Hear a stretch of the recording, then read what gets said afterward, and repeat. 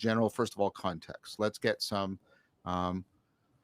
what TIAMAT just in general is before we specify TIAMAT-X, and like what are the connections that they might have, this course, the students might see between this course and courses they've taken on the Lectern, for example. Yeah, sure. So the big thing that was kind of inspiring me, I suppose, to offer TIAMAT-X is, you and I have talked about this for a long time. People are asking, okay, what next? How do I put this stuff into practice? And I encountered this for myself when I'm like recommending people, hey, go watch John Vervaeke.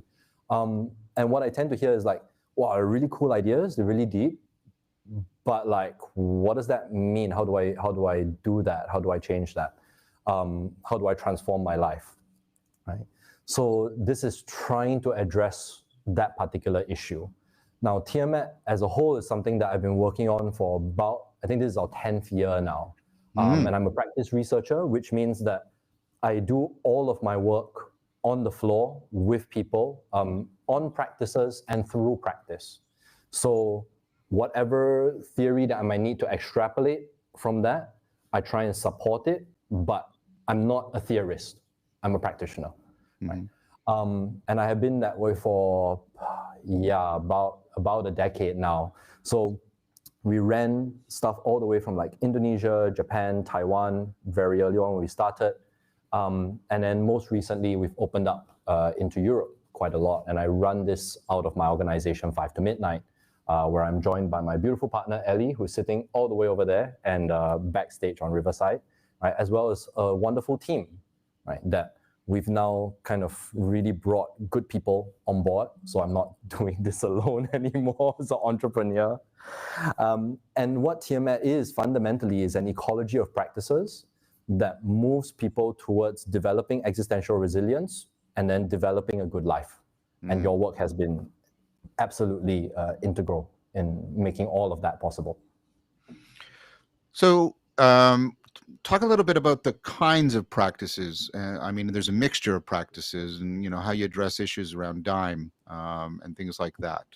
The DIME, by the way, to remind people, is we talk about sort of 4 basic domains in which your ecology of practices should operate: the dialogical, the imaginal, the mindful, and the embodied. So if you could address that, that would be helpful, I think. Sure. Yeah, I think I can go in sequence, actually. So dialogical practices is stuff that if you've been on ATM, Awaken to Meaning, you'll be familiar with them because it's run by the wonderful Taylor Barratt, who trained me. Yeah. So, you know, that comes from a lot of the authentic relating space, authentic relating, circling, that kind of stuff. And then also the stuff that you developed, right? Dialecting to Dialogos. I'm a DID facilitator. I took the 12-week course, that kind of thing. Right. So really orienting dialogical practice towards a philosophical understanding and turning that into a way of life. The way I like to think about dialogical practice is, how do I bring my inner experience into the present moment in relationship with each other, right? So then what happens is, great, now we have a loop where if I bring it into relationship, what's happening with you will change what's happening with me. I'm always at choice to do that. And then we create a feedback loop back and forth. Something that you tend to say is, you're my best chance at self-correcting and my best chance at rationality. That's the same goes for everyone else, right? And the opposite is also true. So that's dialogical practice. Shall I go on? Please, that's good. Great. So the imaginal practices is where I feel a little bit more at home. I spent many years as an actor and then later on as a director, where we're working with, hey, you know, what's it like to be in a different space? What if I take on a different role, right? What if one day I'm playing Peer Gynt, if you're familiar with classic literature, right? We often talk about Equus, right? Where I played the leading role in Equus. It's like, wow, seeing the world from that lens is very different. So having been like deeply and nestled in an actor training kind of system, right? I started to pick up a lot of ways in which one doesn't just do the imaginal here and I just change my lens mentally, but no, we're enacting it. It's up, it's in the body, it's in relationship with other people. So it's the ways in which you play with your perception. How do I see the world? How do I change that, flip it around? So that's imaginal practice. Then we go to M, right, which is, I suppose, mindfulness or meditative practices, as Rick Rapetti would call it, right? And then this was influenced a lot by you and the grounding that you gave it, which is you have to balance a meditative practice with a contemplative practice. Yes, yeah. Right? So how do you be aware of what's happening with you at the moment? How do I monitor my own process, my own experience? And if I try to get an understanding of that, okay, well, what's it like to put it back on? How am I seeing the world in this way? What's actually happening here? What am I foregrounding? What am I backgrounding? And then when you pair that with imaginal practices, wow, you can almost like EQ your experience, which is really fun. Yeah. Right? And then lastly is embodiment practices. Last but not least, in fact, should very much be first, but then the acronym wouldn't work, is embodiment practices. Right? So most people are familiar with a particular tradition, like say Tai Chi, right? Which you're familiar with intimately. Different kinds of, say, yoga traditions. I'm always a bit hesitant around that because I'm a bit of a purist. I've been a yoga practitioner for many years, right? So embodiment practices, for me, are really trying to get that sense of, can your inner experience match your outer expression? And I'm trying to coin this term now, which is psychophysical coherence. So not to be confused with physiological coherence, which is more of like a heart rate variability kind of thing, right? But psychophysical, that what is happening here, right, in my mind, right, moves itself into the body, and that's where that Cartesian duality collapses. So if you've ever met somebody who, when they speak with their whole body, they're very gestural, they're very transparent. Maybe sometimes you've encountered people like that who are like, wow, when they're sad, you can really like, you see it, but you also feel it, right? That's how I tend to think of embodiment practices. But I think the core of Tiamat is not, let's do some of this, and then a little bit of this, and a little bit of this, and a little bit of this. It's not siloed. I thread them together, so they're always in relationship to each other, and that's where you get an ecology, how they balance each other out. So too much of one thing, like say too much imaginal practice, right, can lose you in fantasy, and then you lose a grip on reality, and you need to come back and do some mindfulness practice. Go, okay, what's actually happening for me? Sometimes I think of like say too much embodiment practice, which I get with a lot of dancers, very good at using their body, great, but missing out on the dialogical. Find it hard to express like, this actually is happening for me right now. Right? And the opposite can also be true. Again, I'm not saying only do one of these, or embodiment practices are bad, or mindfulness practices are good.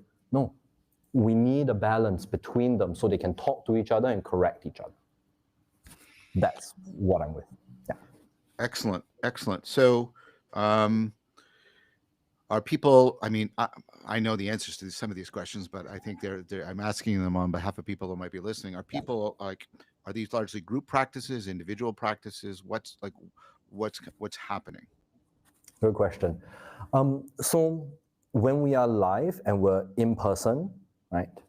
Usually this also counts online. Live now counts as online, but in the room with each other, right? We're doing a lot of pair work, a lot of small group work.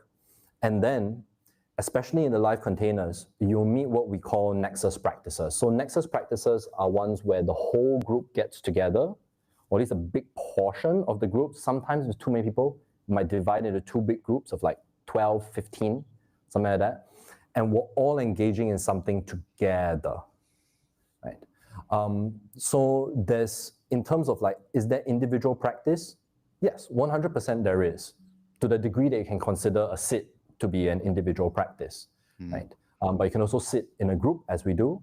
And after every in-person container, like we do a tier 1 or do a tier 2, we always give like what we call like a workbook. And it's got guided meditations in there, it's got conceptual stuff, it's got some theory, it's got some instructions. And sometimes I record like those instructions so that you can practice on your own after the container is over. Hmm, hmm, hmm. So, first, a question I think is on a lot of people's minds, probably, who may not have done this, which is um,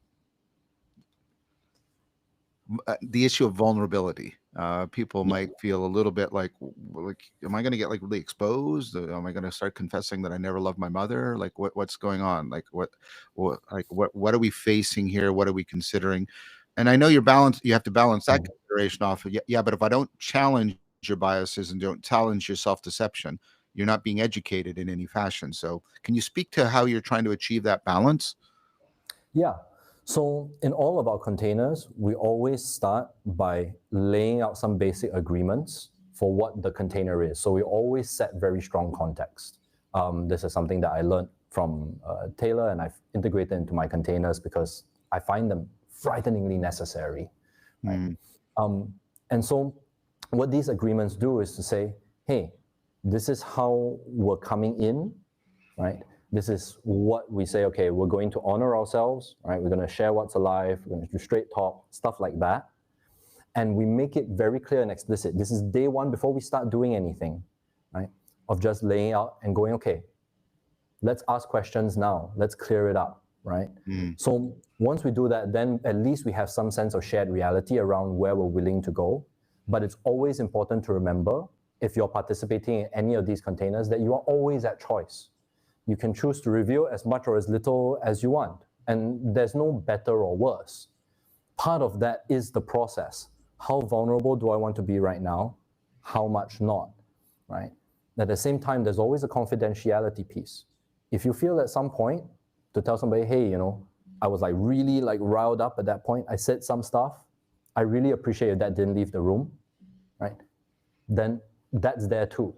You have the agency to go and make that choice and make that clear. Yeah.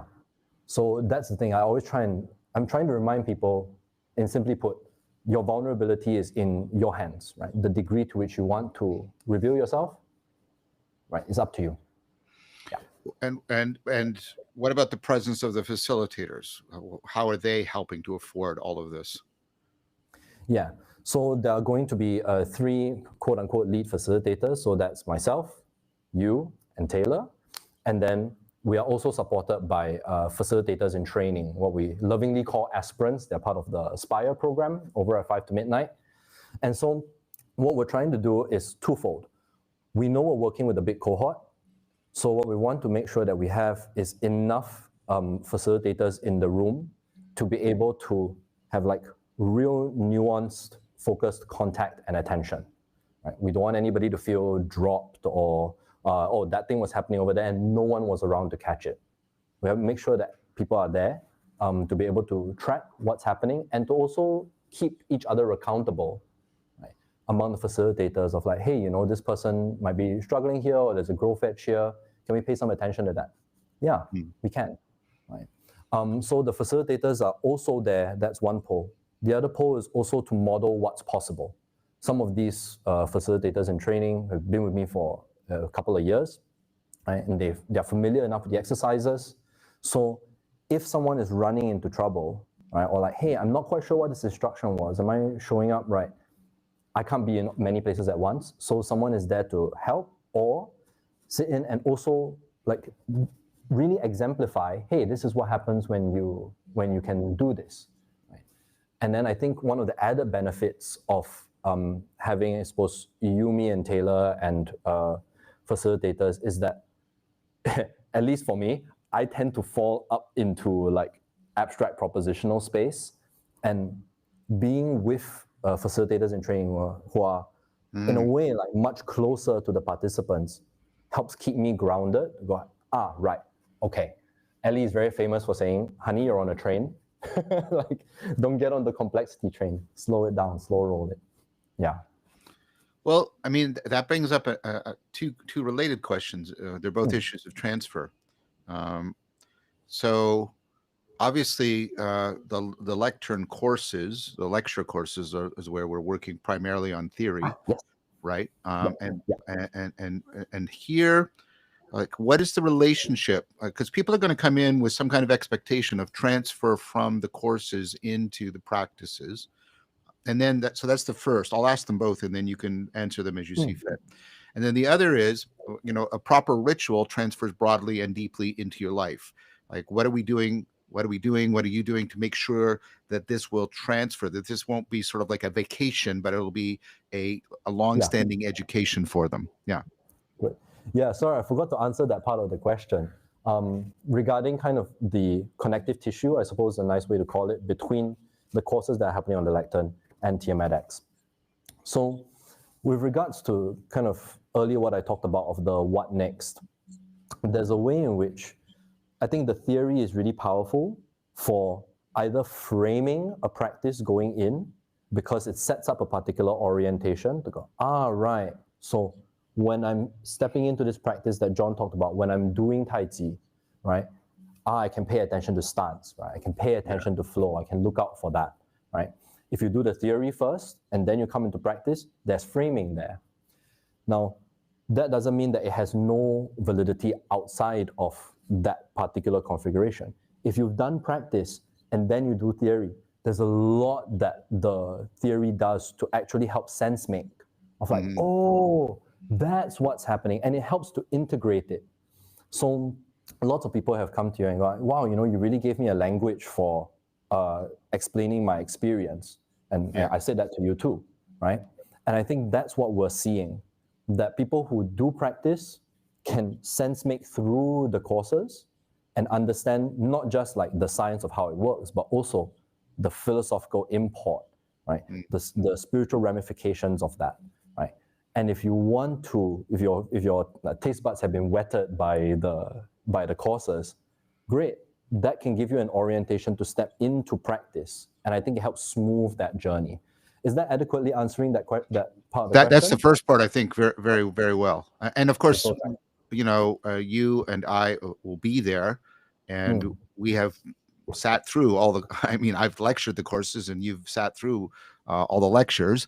Ellie's has done a lot too, so there'll be a lot of us there, and we will have. I think we're intending to do a Socratic salon at some point, aren't we? Yeah. Yeah. And so there'll be opportunity for people to basically engage with me specifically about doing exactly what Ethan talked about. How do we, I want to go back and forth. People will be given a very structured and open-ended Socratic situation. That's why it's called a Socratic salon, right? In which people can thread between the theory and the practice, and ask questions about exactly making that connective tissue come alive. And this is really important for ritual transfer as well, because I think one of the reasons why I love doing Socratic salons is that it helps turn that arrow of relevance to, hey, what do I care about? And how is what I'm doing right now, answering these very deep questions, actually impacting the people that I care about, my life? Pedagogically, across the program, we're doing a scaffolded process. So we start with an introduction to Daim, and that's 6 sessions culminating in the Socratic imaginal self-reflection, which you, me, Taylor, and Chris jointly developed. Christopher Mastropietro. Yes, Christopher Mastropietro. And so in those sessions, what we'll do is we'll look at 2 dimensions of Daim together in each session. And because they are spaced out to be every other week, there'll be some invitations to go, hey, try this practice out for a week. Do some reflection, do some journaling, notice what happens, right? Even when we're working, like say at the start of a session when we're checking in, or we're just doing shares around like, hey, how has this past couple of weeks changed for you? What is shifting? Keeping constant reflective contact on how it's actually showing up. I think I found it very, very helpful for scaffolding these pieces. This allows us, once we have like a strong foundation, to move into around kind of like the post-tier 1 into tier 2 area, which is more the sense of when you are in action, when you are in a heightened situation, say you're like in something like a facsimile of a conflict situation, right? When things are tense, right? We want those capacities that we develop to be available to us. But there's a way in which I was just talking about this in my previous call. Learning tools ahead of time and then trying to call on them when they are needed the most isn't always available because we're too aroused. Yeah, right? exactly. And so what we're trying to do is to create a simulation of a particular scenario. Sometimes we do this with theater games. We do something called forums, which creates a scenario like that. Sometimes we do them more directly, more relationally. And then, but they're very clearly structured. So we go, okay, we're going to enter into this. You might feel aroused. You might feel overwhelmed. You might feel nervous or frustrated or confused or super excited, right? But what we're looking for is, can you tap on this capacity? Bring that in. And the facilitators will help to remind folks of like, hey, this thing that we learned, try and move it in. Try and move it in so that people call up those capacities when they might need. Then when they go out of the container, then you're in that situation is more likely that it's available to you. Excellent. Yeah. Creating those kinds of mnemonic tags. Mnemonics is the study and the design of ways of improving memory and recall so it transfers the way Ethan is talking about. So given that how now the what of transfer, like what can people expect will change for them in their life after doing Tiamat? I mean, part of what, first of all, part of what we're trying to do is there's a lot about philosophy as a way of life, and part of this is to start making the theory something you are not just talking about, but something that you're living, and it's moving into every domain of your life in a comprehensive manner. So it's addressing that broad goal, and I think that's important to state. But what are some more specific things people could look for, changes that they can expect to come into their life after doing TIAMAT-X? Sure. So I can, without spoiling too much, Yeah. One of the big things that most reliably occurs is people develop a different relationship with what is, I think we call it metacognition. Yes. So you're knowing that you know something.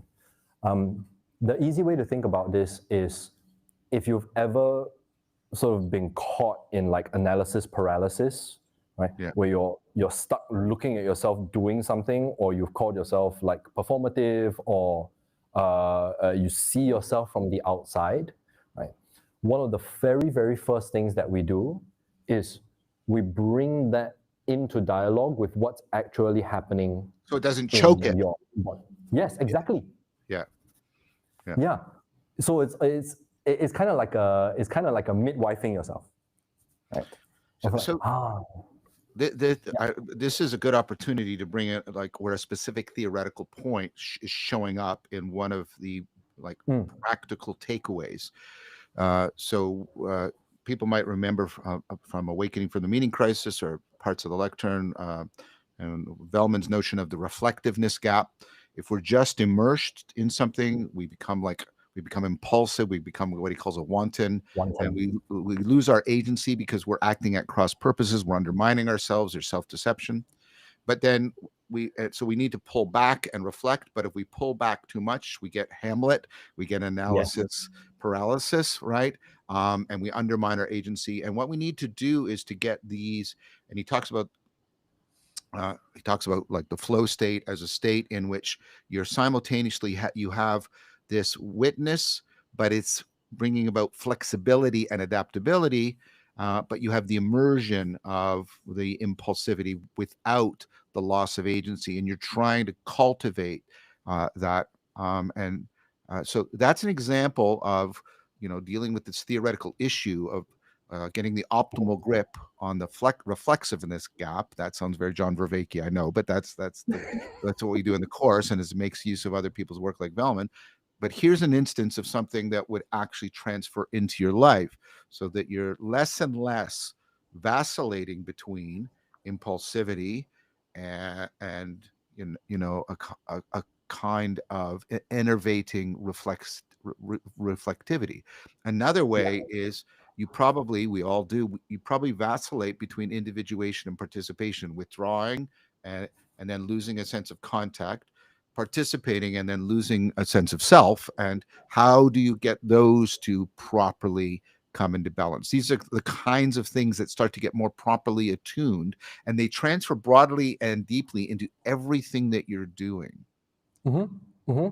And I'll add to that as well.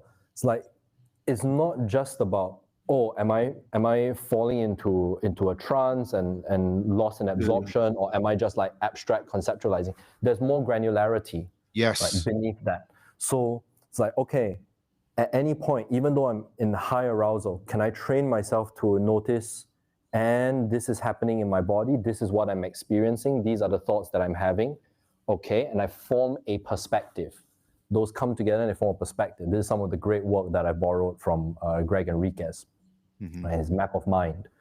And on top of that, what we'll offer, especially in tier 1, is structures. Right? So these are structures of knowing, being, and valuing. There are ways in which you can make sense of how you know something. Like, okay, how do I track what's happening in my body? How do I parse that out enough to get some degree of resolution on what is a feeling versus a thought, right? How are they speaking to each other? Okay, and then how am I hearing what other people are saying? So I'm being in the world. Oh, what do I notice I really want to do right now? And then go, is that something that I want to do? Can I try something different? And notice how all of these things presuppose that you're simultaneously in the experience, but also monitoring the experience, not a detached witness watching everything happen with no control, right? But to go, can I question that? Can I reflect on it? Can I try something different that I'm used to, rather than what I'm used to? Sorry, I misspoke there. Yeah, but that's how I'm trying to give you a sense of like how they weave together. Yes, excellent. So it's not just a byproduct. Yeah. Yeah, excellent. So can you think of some further things that people might, I mean, these are excellent examples. Some further things like what about, I'm going to push on you a little bit. In the courses, we've been bumping up against issues of nihilism and lack of meaning, lack of connectedness, and taking that very, very seriously, and trying to sort of bottom it out and to see to what degree, as Nishitani would say, it undermines itself and affords us breaking through into something sort of like very similar to the great doubt in Zen, or that shift in Neoplatonism between nothingness and no thingness, or something like that. So that sounds very abstract, and in some sense, but how does that come in to what we're to TIAMAT-X? I think you run up into it. Yes. I think that's the thing. It's not, I'll be very candid, right? There is a way in which, in order to move through the dark night of the soul, you have to break through it. Yeah. And we've talked about this before, I think on a Q&A a couple of months ago. Yes. I'm perfectly happy. I meet a lot of people who are fairly nihilistic all the time. I have those tendencies myself, and I moved out of them, but I didn't move out of them by going around it. No. Yeah. As Nishitani recommends, you move through it. The great doubt is to look at it in the face and go, okay, how can I be in this place such that it no longer threatens me, but therefore allows me to move through and past it? This is not a place where I can promise people will find their next best friend, or it's not a church. It's not a congregation of people. Like, in that sense, it's not a community in the way that we understand it. We're not coming together for the sake of coming together. Right? We're coming together to practice and thereby be open to receiving feedback, giving feedback, mutually oriented towards each other's growth. So it's like a martial arts dojo. Yeah, a dojo. Yes. Yeah, it's like a dojo. Yeah. Right. And so over 8 months, I think you get to know these people fairly well, especially when in tier 2, you're living with them for 5 days at a time. Yeah. So that's a great answer. So, but it also sort of acts as a good segue. Let's talk a little bit about the logistics. Some of it's online, some of it's in person. It's spread out. What does the timetable look like? What do the logistics look like? Yeah. So if you go on the 5 to Midnight TIAMAT-X page or the Lectern TIAMAT-X page, they're pretty much the same breakdowns. You'll see a course curriculum. Link for that will be in the notes to this, by the way. Yeah. Yeah, it will be in the show notes. I think the 5 to Midnight site has a more detailed breakdown, but it's broken up into 4 modules with framing lectures in between. So the first module is Introduction to DIME, which I've explained earlier, right? Yeah. The second module, we're really talking about self as process. So how do you move away from self as thing, right? Instead of looking at yourself as a substance, but instead moving more into what you would call relational ontology, right? More as a process that's continually evolving. And that's where we'll get the tier 1, right? As we move through the program, it starts to become a little bit more complex. So I'll leave you all to take a look at the schedule, but I think the structure is actually quite important.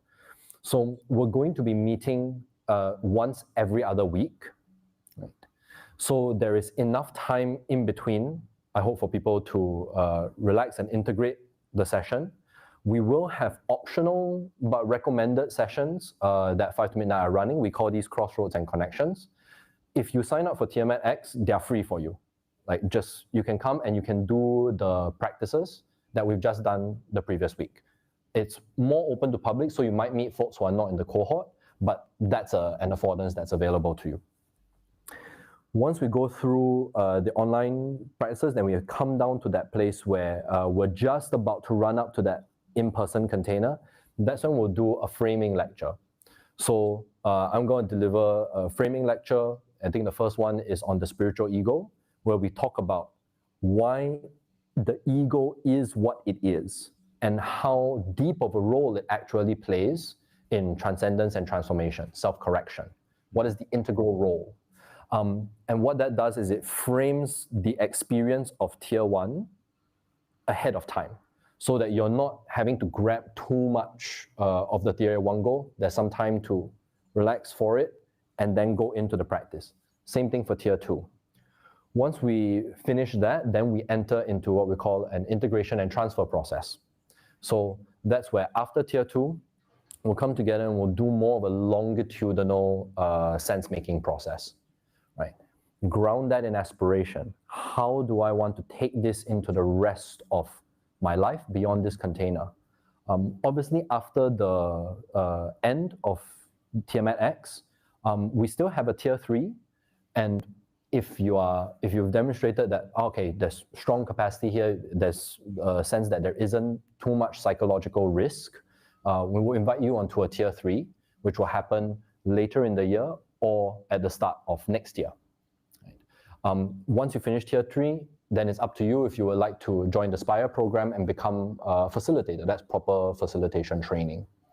It's worth it to mention that we've recently changed the time on those online sessions. They were previously a little bit too early for folks in North America, and it was like in the morning, like European morning, something like that. But we've gotten a lot of interest from folks in North America who want to do this. So I just had a meeting with the team and we said, hey, let's shift it so that it's still early, it's still like 8, but it's at least like doable, not at like 4 or 4 to 6 in the morning. Yeah, something like that. So how much is going to be online and how much is going to be in person, and how does that all work? Great. Yeah, so the 2 in-person containers, tier 1 is a 3-day, kind of a weekend long type thing. It's a 3-day thing, non-residential. It's in the Netherlands and will be in the Universal Sufi Temple, which is a beautiful museum out in the dunes. I showed John a picture of it. And then for tier 2, it will be 5 days, and then that's residential. So we're all like living together in the same space. It's a beautiful cottage. It's got cabins as well along the edge. It's a beautiful field out in Czechia. Then the rest of it will be online. it's important to also know that after each of the in-person containers, we actually have what we call integration calls. So those are a couple of weeks out from the end of the container or the workshop, if you want to call it. And then we'll gather together as a group and go, okay, well, how's it been going? What's been happening so far? What are you seeing has shifted? And that's really a guided process. Those are necessary, absolutely necessary to attend. And I think one special thing that I'm doing and why it's extended in this way across 8 months is something a little bit more different. I'm trying to bring a lot of the practices that I would otherwise do in tier 1 and open them through and go a bit more nitty-gritty, more nuanced in the online sessions, so that we develop something almost like a shorthand. And then that way, when we meet in person, we can hit the ground running without having to necessarily explain every single exercise from bottom up. Obviously, some of the embodiment stuff will be taught in person. That's much better. But whatever I can teach online, I will do that online first. Yeah. Excellent, excellent. And so what should people do in order to, I mean, after looking at it, let's say they consider doing it, what do they have to do to sign up? What do they have to do to sign up? Sorry, you cut out a bit there for me. What was the question? Yeah, basically, sorry, I'm basically, like, if people are attracted to this, obviously they should first look at the website and read it and get and make sure they're thoroughly informed. But let's say they want to do it. What do they need to do? How should they properly prepare? What do they obviously they need to think about setting time aside, etc. What are some of the more specific? That's what I meant also about their personal logistics. What would they need to do, and so forth? Yeah, that's a really good question. I think the first most basic thing is, and I said it at the Lectern launch, do not impulse buy this. Yeah. It's not for that. I think what would really, really benefit you if you're interested in doing something like this is to really consider, okay, who am I in service to with this? Like if I take on this program, it's a really long program, who is this ultimately going to benefit that is not me? And I often say this to say, like, we've had some parents come into workshops as well. I've always really inspired by parents who come in and go, man, this really helped me to talk to my kid because I can play with them. Yeah. Like, I'm not up there anymore. So that's the first thing that I would say. The second thing is there are a couple of Lectern dialogues out now. We have a third one coming in December. Right? We recorded the third one. Those are really good framing to kind of like have an understanding of how I'm thinking about it. You get to watch John ask me difficult questions as well, right?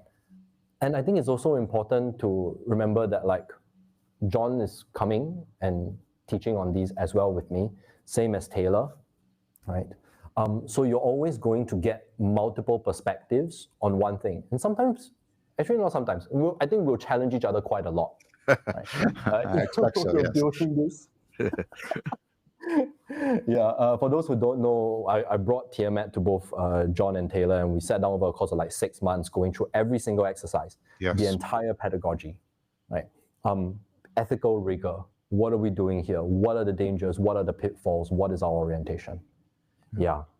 And also to remember that we are doing a lot of what I think called the VFEOP, the Vervaeke Foundation Ecology of Practices. So we're doing Socratic imaginal self-reflection, dialectic to dialogos, Socratic search space, right? And so if you have heard a lot about these, but you're not familiar with them, this is your opportunity to get to know them in a particular context. But you can also go and watch After Socrates, episode 10A and B. Yeah. If you want to get a sense of what DID is, Socratic search space, I think we have a demonstration video out somewhere. I think so. I can send that. I think so. Yeah. Right? Yeah. So these are things to partially kind of like get excited about, but I think the big thing is going, hey, why do I really want to do this? And I will say it quite explicitly.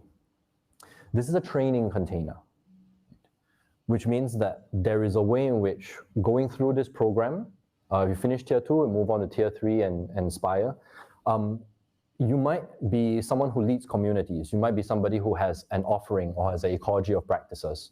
This is, to a certain degree, almost like a train-the-trainer type program. It's the pre-program to that. It's not explicitly that. It's quite practitioner level. It takes you up to advanced practitioner level. But the orientation is that, if you do this program, there is an availability there, we hope, where you might, want to consider taking up a role where you are responsible for the development of other people. You can continue down that path. And if you decide that you don't want to do that, that's also okay. Yeah. These are excellent. So I keep moving between different dimensions of this that people might be bringing as an interest, the ones that I think are virtuous interests. A lot of people are interested in the lecture courses because they're interested in the question of what is the sacred, and how can it become something as a sensed presence that orients me and transforms me. Yeah. And how can I deepen spirituality so that it has some of what religion used to have, rather than just being sort of the religion of me or my personal preferences, so that it becomes deeply like Socratic in nature, where it is challenging them to be better than they are. It's not making them feel good; it's making them aspire to becoming good. And those two things together, sort of a virtuous orientation towards sacredness. How will TIAMAT help them to realize that? Does it help them to realize that? I find myself so hesitant to answer that question definitively. Of course. Yeah, I get that. Yeah. Yeah, what I can say is that, I've been doing this work for a long first time. of all, I want to speak on Ethan's behalf, and there's a sense in which my question is unfair, because my question could be saying, well, will this manufacture the sacred for you and like a factory produce it for you? And of course, if you've followed any of the arguments I've been making for the last 2 years, and especially around the philosophical Silk Road, I totally reject that. So that framing behind my question should be totally challenged, and I'm withdrawing it. What I mean is it reasonable? Are there ways in which we could say this is likely to make you more prone to having the sacred show up in your life? And is it something that can encourage you to cultivate virtue? How about that as a reformulation of the question? That's much better. That one I can get behind, because I don't want to promise anybody visions of God. No, That's of not course, my job. because if you could manufacture God, it's precisely not God. Yes, go ahead. Yes, exactly. I think more prone is the right orientation. What I'm interested in, and have always been, is the ways in which we generate shared experience, for lack of a better term. I mean, that's the official term in the performance literature, right? Like shared experience, which I've taken in a way to point at what you're trying to point at with religio. Yes. Now, having said that, though, there are exercises that have been developed over past 200 years, which are designed to open you up to that kind of experience, the kind of immersion that an actor experiences when they're in a scene is not located to behind the arch in the theater. We experience that on a daily basis. What I'm trying to do with this ecology of practices is to be able to home that and operationalize it without instrumentalizing it, to step into the exercise to get a sense of, hey, what's happening here? Can I tune? Can I figure it out? And to be explicit, I do a lot of teaching, but I teach the exercises. I don't tell people what to think or how to make sense of their experience.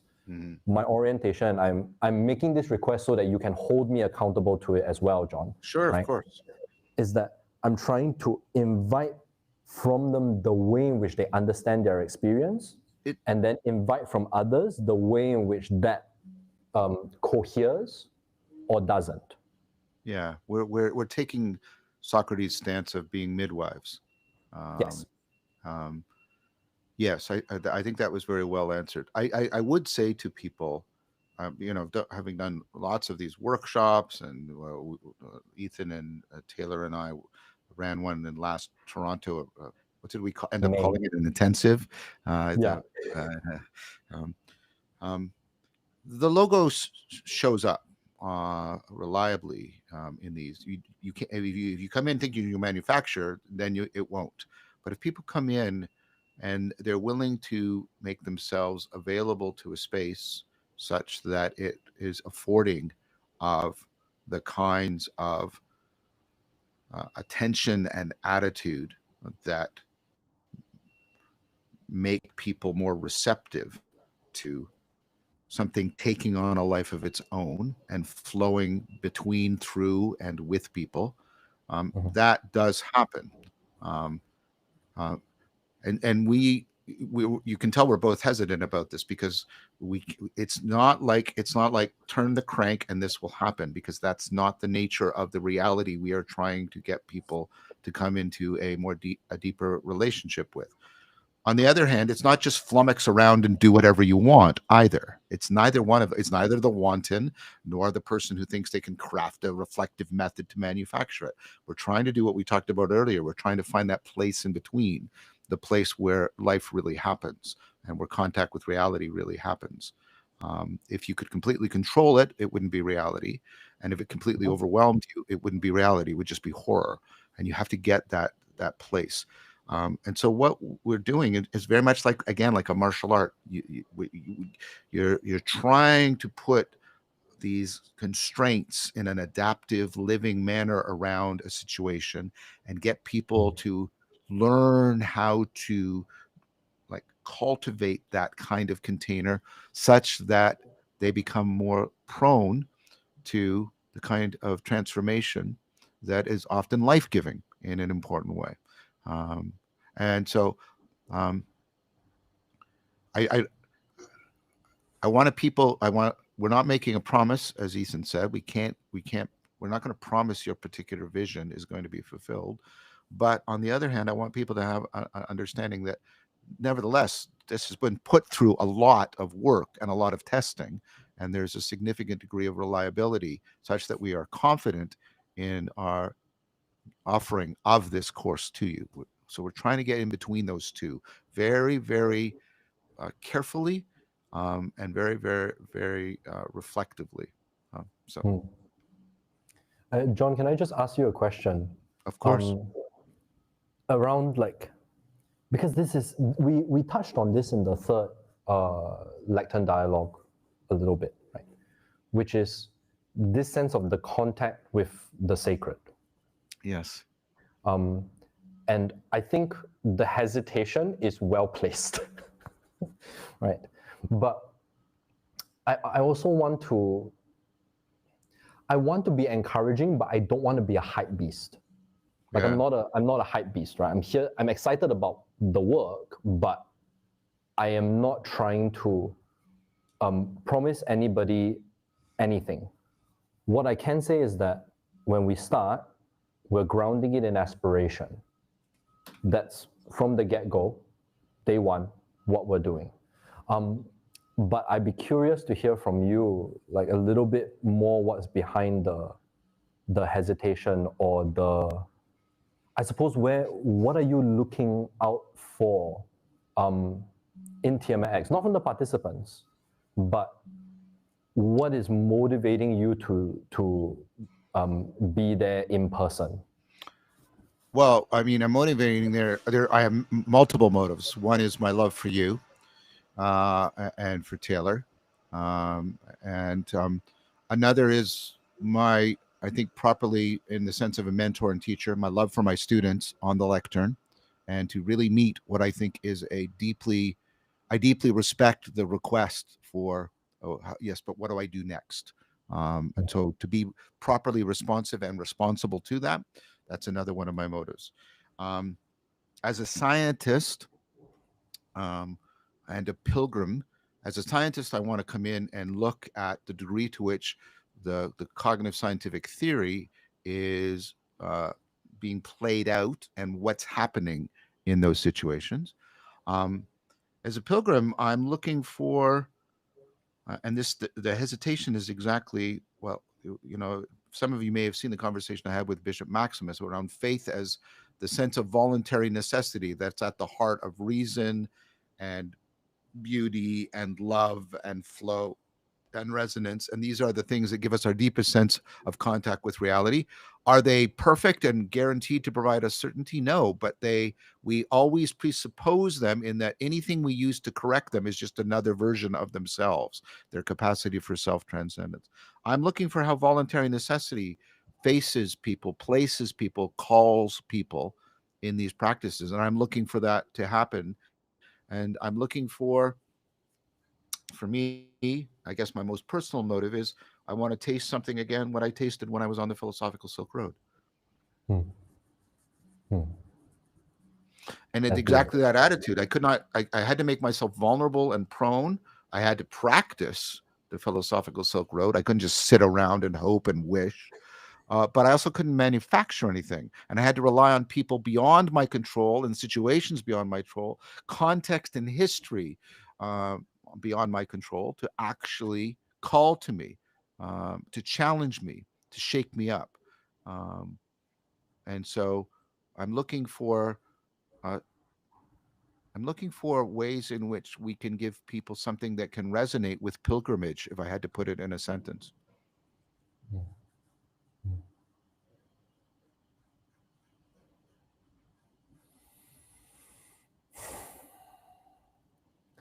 Yeah, I'm taking a moment to also sense into, like, I was really nervous at the start of this call. Now something seems to have settled and shifted for me. Part of it is because I was rushing from another call. The other part of it is also that what we're offering here is unprecedented, at least for me. Mm. I've had the privilege of meeting small groups of people all the time, and some of them have become really, really good friends.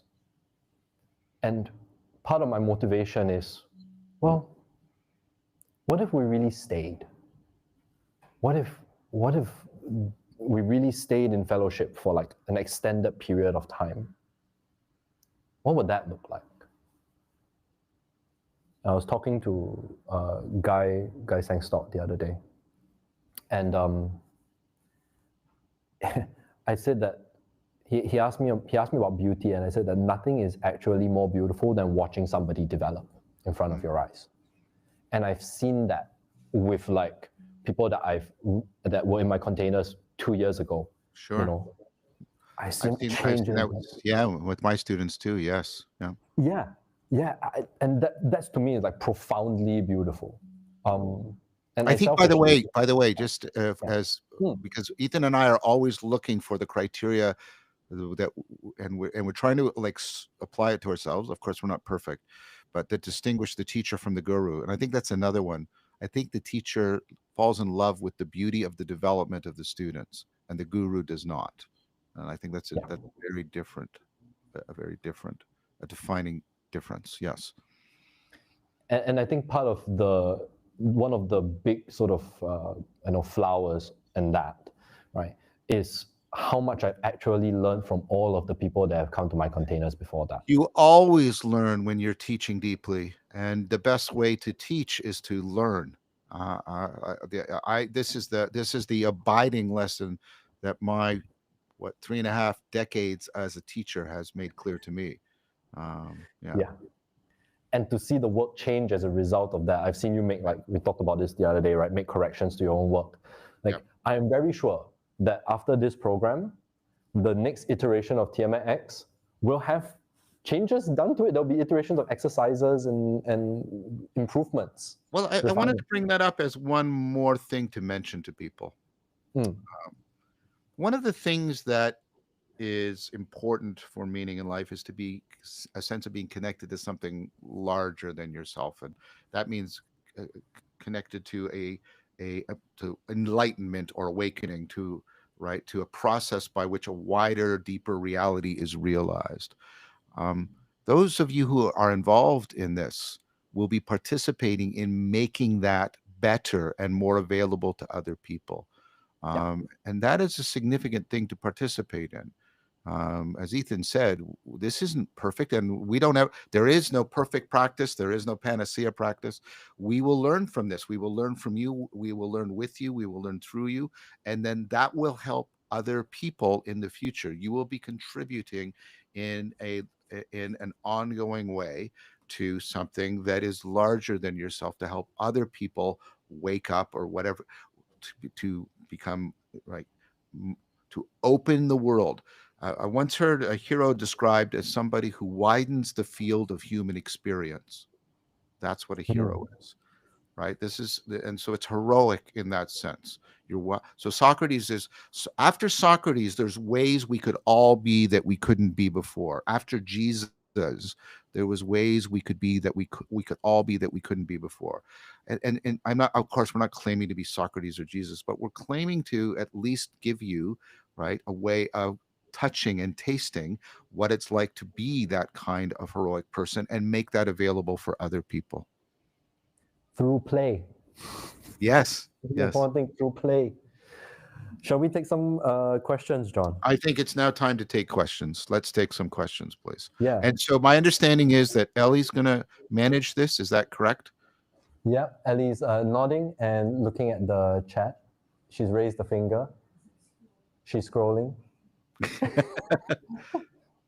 Yeah, and then she's, yes. What can you right click on it and click highlight? I can see it. I can read. I can see it. Well, now it's gone. I need it to come back yet. Okay. I'd love to hear you talk about bringing imaginal practice into Dialogos. So, Ethan, do you want to? Very good. Yeah. Yes. Okay. Imaginal practice into Dialogos. There's a way in which we kind of do it already. If you've been into some of the DID practice sessions, some of them we do like a bit of like a sit beforehand. The way in which I bring imaginal into dialectic into Dialogos is actually also very embodied. So one of the things that we do in Tiamat, we do DID slightly differently, is we do it on our feet. Yeah. Right?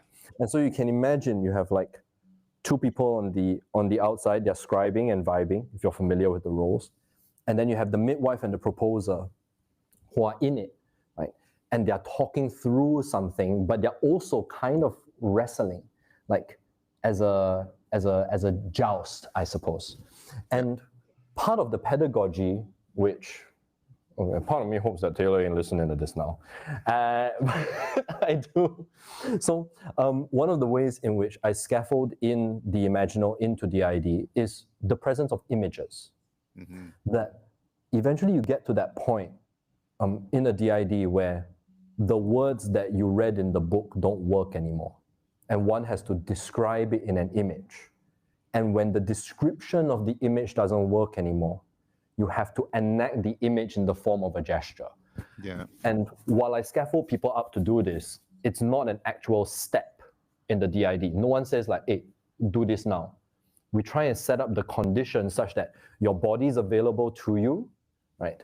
The poetry is available to you. We play exercises that tune you into an imagistic or a poetic sense of the world so that you can fold that into the DID. In that sense, it's like it's got a little sprinkle. It's got a flavor on it. Yeah, I mean, and in that way, we're educing, we're drawing out and exapting, repurposing, redesigning the way we always pay attention to gesture and metaphor within DID, and we're just now enhancing that and making it more imaginally present for people. Great question. Yes. Really wonderful question. Is there one more? Nice. Let's go. With the container, how important is the visual aesthetic of it? For example, does being outside as opposed to inside allow for more openness? I mean, I want to speak to this right away. First of all, two aspects of that. One from, I did a retreat with Kyle Koch and Guy Senstock, and being able to go outside makes a huge difference. A huge difference, very huge difference.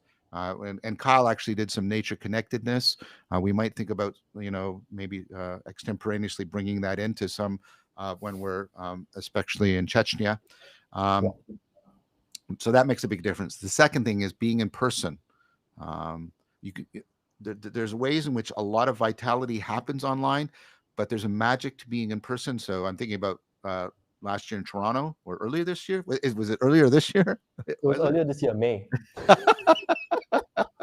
Yeah, being in person, and then and also dwelling with people, which is of course culminating in this. So those three things make a huge dimension, and it's not just the visual aesthetics, because what you're doing is you're exapting all of this for those of you who do the courses, you're exapting all of the everyday sensory motor senses into your spiritual senses. You're developing noetic vision.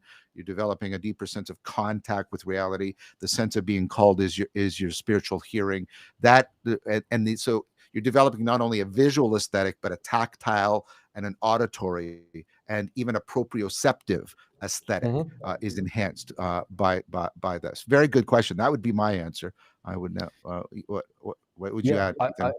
I would add to that it's the visual aesthetic is an interesting piece, because I actually, for an artist, don't focus on that at all in this course. There is no such thing as this thing is in the wrong place. No.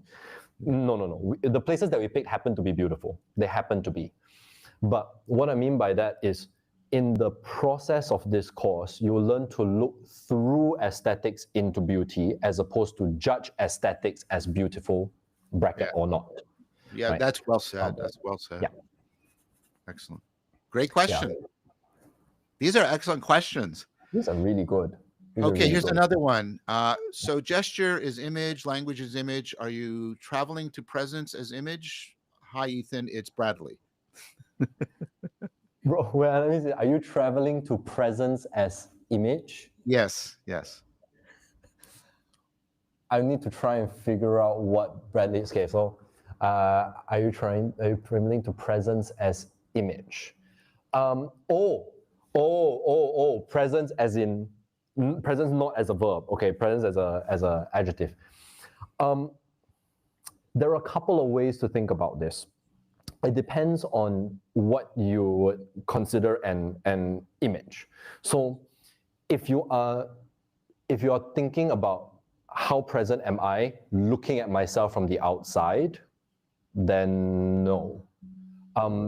But if you are thinking about it in the sense of what is animating, like an animating presence, that you are engaged deeply in the world, and you're like very aware, like situationally aware, you're participating deeply, right? You can call upon other images to change how you're being, things like that, then I would say yes. And this is sort of almost like leveraging off the last question, which is such a beautiful distinction between like the difference between aesthetics and beauty, right? Like no one here is going to move you to pursue a particular aesthetic or a particular image of yourself. Right? But what we're trying to do is to call upon the symbolic. Right? How do I?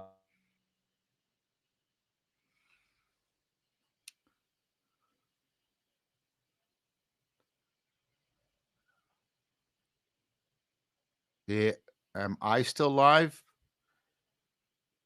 Ben? Yeah. So everyone, for those of you who are live, Ethan is frozen right now. I'll just pick up on what he says there. The distinction Ethan is making between, we're not giving you an aesthetic, we're not giving you images. It is much more adverbial. We're giving you a way to enact beauty. We're getting you ways to imagine. There we go. Sorry, I was filling in the gap, but I was talking about how I was picking up on your point. We're not giving you people aesthetics or an image. This is adverbial. We're telling them how to enact beauty. We're telling them how to actually properly imagine into a situation, things like that. I think Ethan's gone again. So technology is the god that limps. We're going to keep going. I don't know if we can still take questions. What Ben, is Ellie still available? Are the questions still available? Um,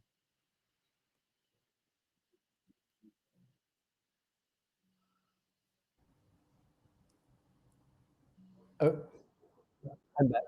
I'm back. Am I lagging? you're freezing actually. So I'll try. What I said was, I picked up on what you said. We're not giving people an aesthetic. We're not giving them an image. This is adverbial.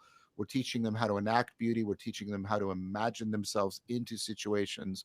And so, and then I was just going to say, why don't we move on now to another question? Perfect. Yes, Bradley. I think your question broke the internet, bro. I love Okay. Bradley. Here's Yes. another question.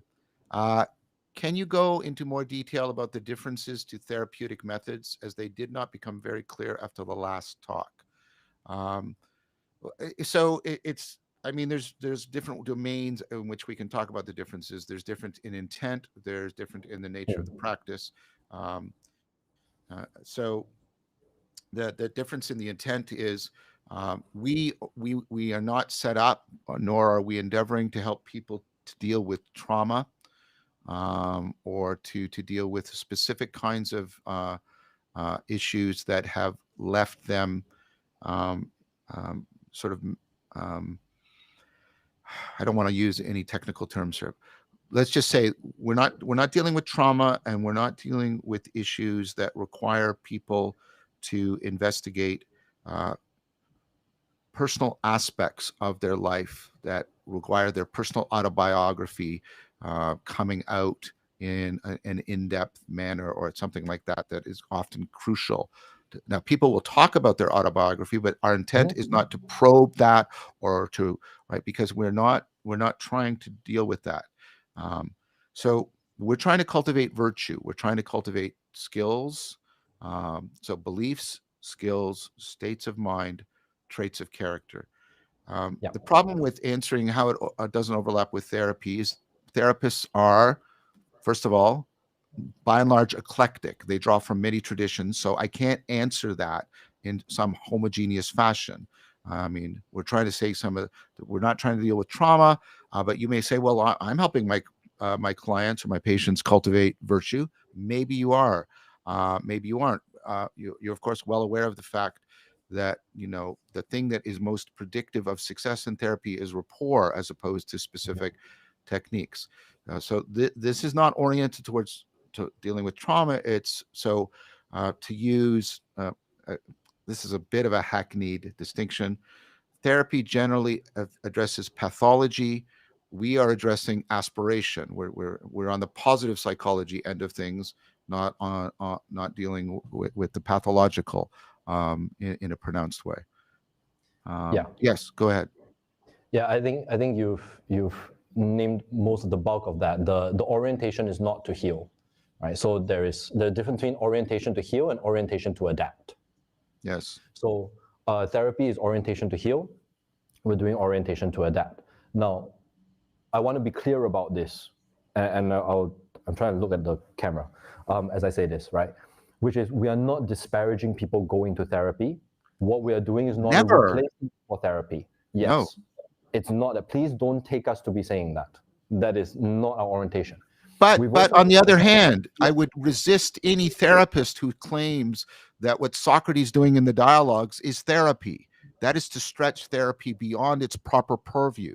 I mean, so let's be fair both ways. We're not trying to take away from therapy, but we're also saying therapy is not what's happening in the Platonic dialogues. It's not happening when people are doing Tai Chi Chuan.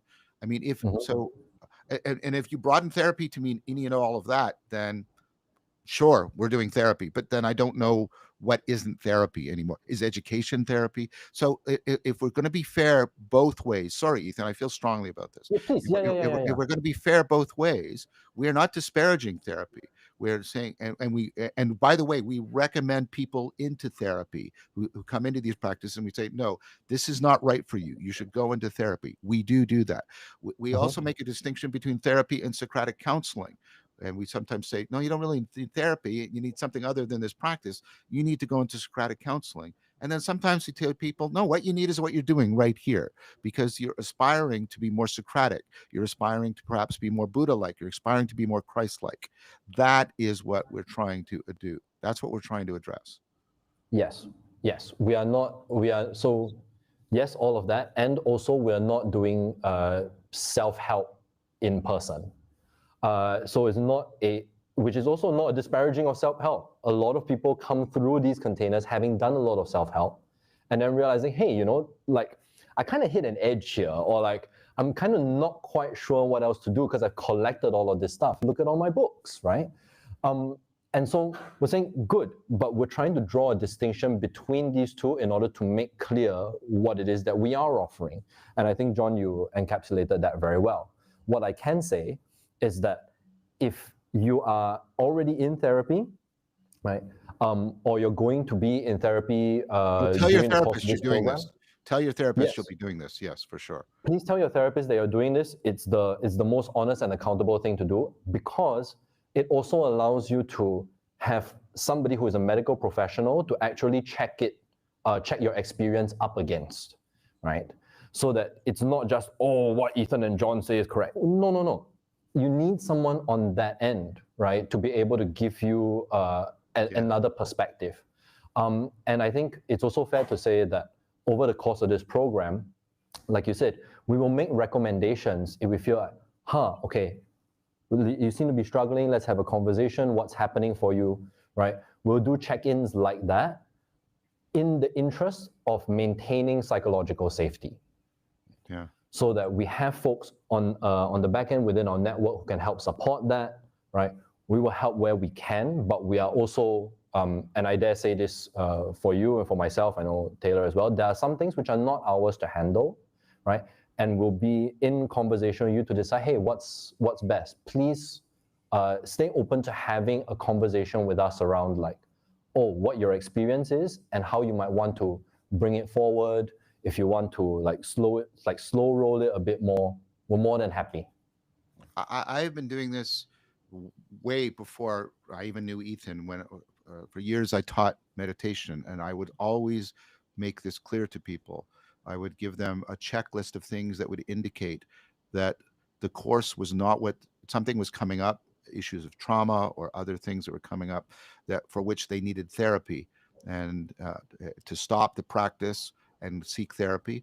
Or if they were in therapy, I made it necessary. I mandated that they had to tell their therapist they were in a mindfulness meditation class. So there's a proper respect for therapy, and I believe that is what is properly due to the therapeutic world. Yeah. Okay, I hope I came off not as I hope I didn't come too aggressive as this. It's important that we're trying to do something that's very tricky, which is, can we get the educational, the pedagogical, the aspirational, and the therapeutic to properly talk to each other without each one ignoring the other two or trying to superimpose onto the other two? And that is very much what I am committed to, deeply philosophically. And I've had training in all three domains. I have had psychotherapeutic training, by the way. So anyways, let's take the next question, please. Thank you for that question, by the way, very necessary. I think that question was pertinent, and I hope my response came off as taking it very seriously, not as in any way angry or upset. If you'll permit me another, virtuosity into virtue. How are we defining virtuosity? Are we pointing to flow states? No, I don't think flow states particularly. For me, so we're on the cusp of myself and Hussein and Daniel. We're on the cusp of getting a paper published on the cognitive continuum. Many of you know about this because you've taken Seeing God Again for the first time, or the cognitive science of ritual. There's a continuum from what's called fluency. Fluency is just your local ability to take what's objectively, notice what I'm doing, an ill-defined situation, and you're very readily getting an optimal grip on it, right? And then when you get a spike of fluency and you suddenly get a rapid improvement of your optimal grip, that's insight. When you get cascades of insight, that's flow. When you're starting to flow at the level of your orientation, you get mystical experiences. When that broadens out to more resonant experiences through your life, and then a resonant way of life. This is, I won't go into any more detail. I'm just giving you a quick gist. Virtuosity is to be on the cognitive continuum and moving along it. So anyway, so if you're in fluency and I get you into insight, that's you've trained some virtuosity. If you're if you having some insights and you start to get into flow, or if flow starts to get you into more broad-based resonant experiences, or you start to get flow more comprehensively into something like a mystical experience or a spiritual experience, the sense presence of a deeper contact with reality, for example. And for those of you who don't know those distinctions, sorry, those are from the course. People have taken the courses. Virtuosity is that, but I also use the term virtuosity because it's all of that oriented towards virtue, right? That is why that term is particularly used. So it's to move you along the cognitive continuum because you are aspiring to be more virtuous. That is how I'm understanding the use of virtuosity. So if I could be moving you from insight to flow to make you a better, terrorist sniper or something. Believe me, like the military has approached me for that kind of crap, right? So moving you along the continuum is the functional phenomenological aspect. The normative aspect is you're moving along the continuum because you are aspiring to being a more virtuous person. That's what is meant. That's why we often pair it together as virtuosity to virtue.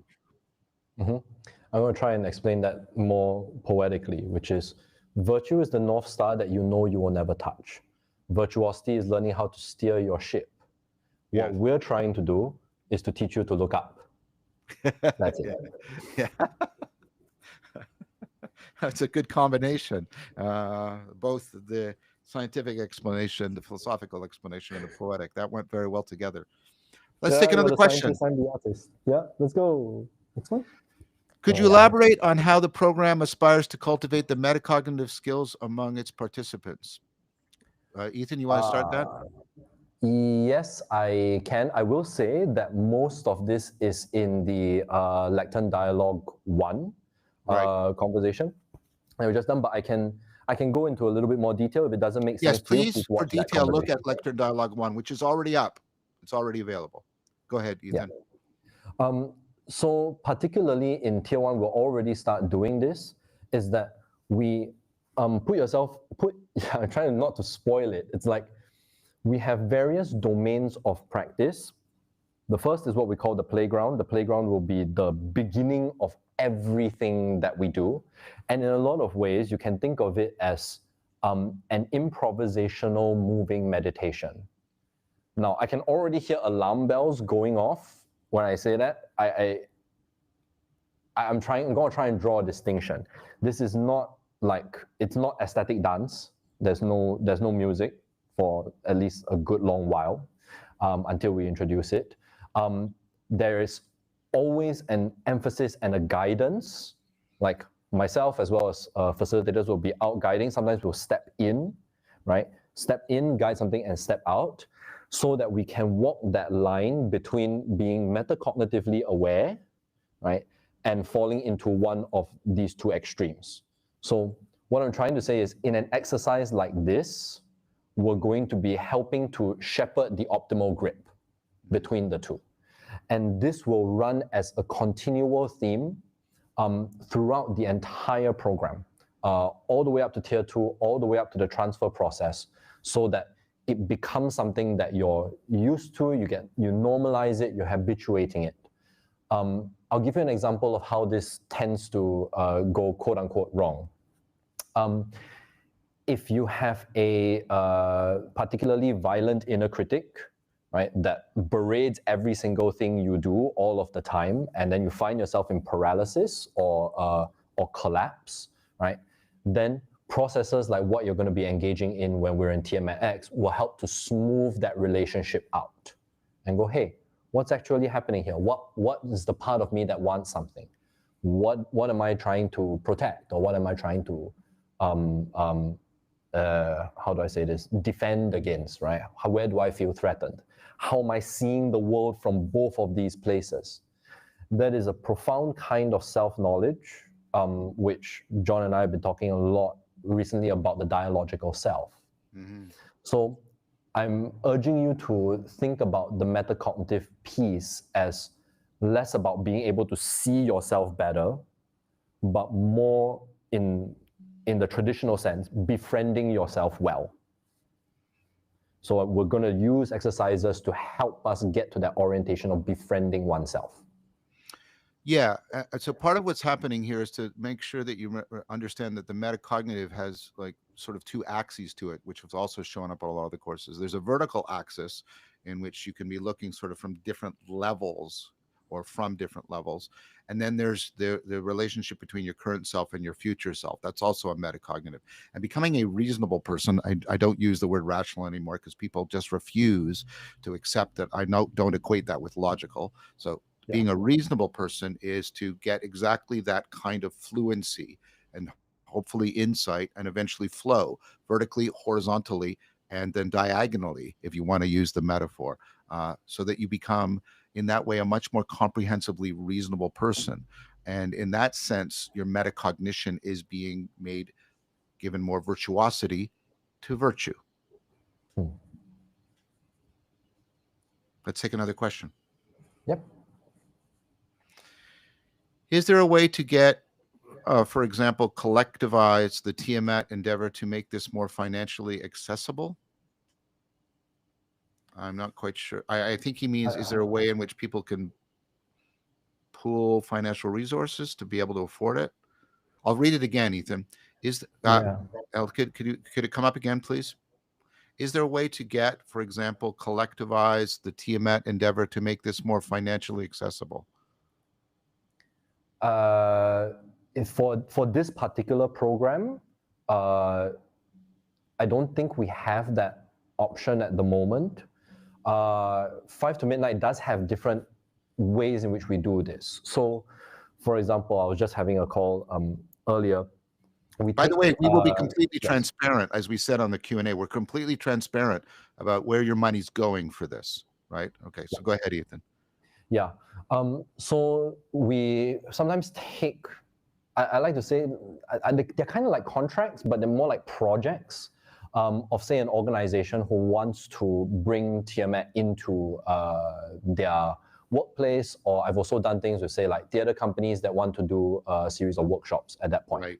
So if you would like to have something like that, say you have an organization that you run as like a non-profit or something like that, and it's too expensive for each individual person to afford TIAMAT-X for 8 months in that kind of scenario, like reach out to me. You can send me an email. You can send send an email to frontdoor@5tomidnight.org, right? And then we can have a conversation where, okay, let's figure out like what would be the optimum price, what you all need, what would be the time frame, what would be the manpower required, that kind of stuff. And I think if you're working in a more collective setting, that's an affordable option. Yeah. Excellent. Very practical question, but very pertinent question. Let's take another question. What do you think of Chesterton's that Christianity is the one religion that sees outward instead of inwards? Could practices such as integrating fairy tales, Christian narratives be solutions? I'm not that familiar with Chesterton. I bought his book Orthodoxy. It's sitting on my shelf, but I have about 25,000 books sitting on my shelf. And I don't know about that overall idea about looking outward versus looking inward. I prima facie, at first facing, I'm kind of critical of it because I see all the religions having inward and outward facing aspects, but I don't know what he means in detail because I'm just ignorant, as I just said. So I have to read more of that. I'm intending to. So I'm sorry that I can. The idea of bringing in narrative and fairy tales. I mean, there's a way in which the imaginal is coming in to this.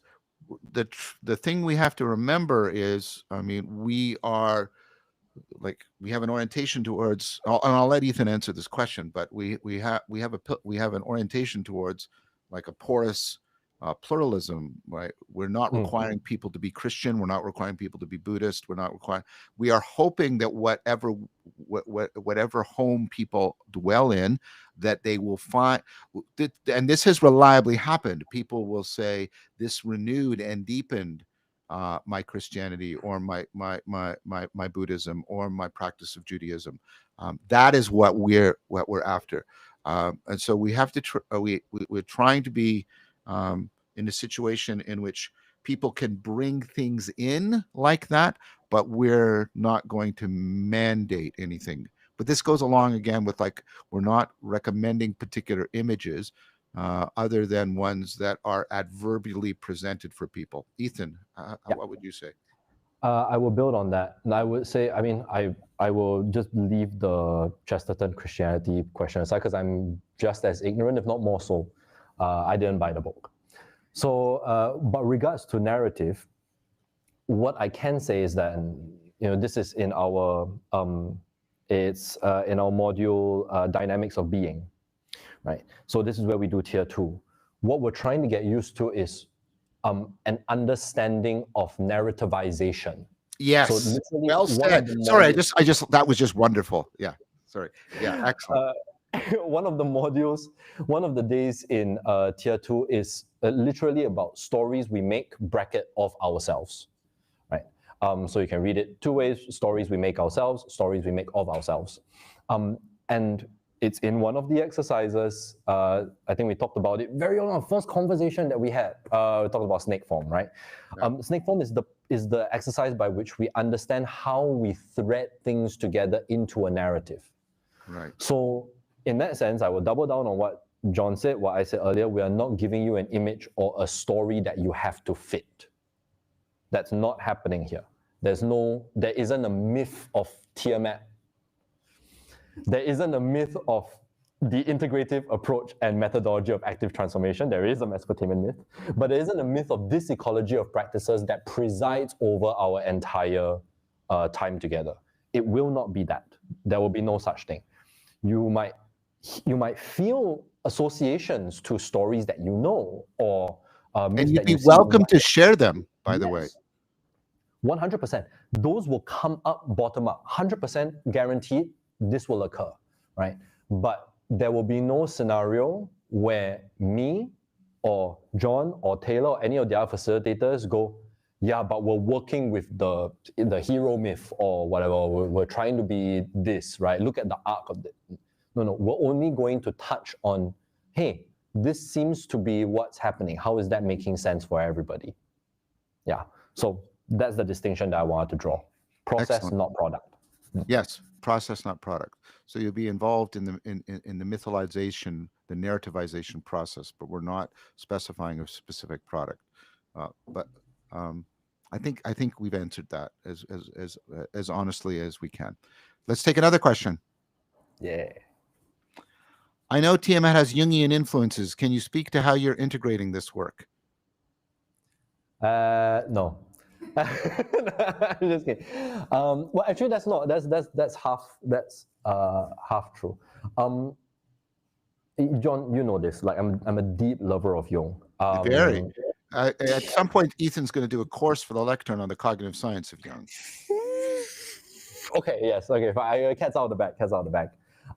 In fact, a lot of my PhD work integrates Jung.